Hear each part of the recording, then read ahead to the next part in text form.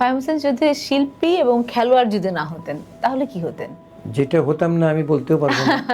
অন্য কোনো কিছুর প্রতি আগ্রহ নাই আর যে এটা আমার ভালো লাগে বা এইটা হতে বাবা মার এটা স্বপ্ন ছিল, এরকম কিছু কি আমার ছিল? কিন্তু আর্মিতে যাওয়ার খুব শখ আচ্ছা, ছিল। মানে হাইট টাইটের কারণে? না না, ওই ওই আর্মির ক্যাপটা আচ্ছা, খুব বাহ। আমি কিন্তু ওই যে স্কুলে স্কাউট, জুনিয়র ক্যাডেট কোর বলে, ওখানে কিন্তু সব সময় আমি ফার্স্ট মানে সার্টিফিকেটে 1 নম্বরে থাকতাম। যে কারণে আপনার সব অনুষ্ঠানে দেখি আপনি একদম অন টাইম।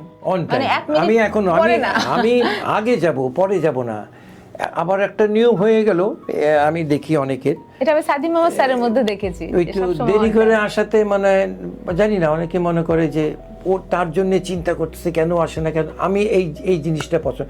আমার গাছ বড় হলে আমি মনে করি আমাদের বয়স হয়েছে, আমাকে নিচা ভাবে চলতে হবে, মাটির দিকে তাকিয়ে চলতে হবে।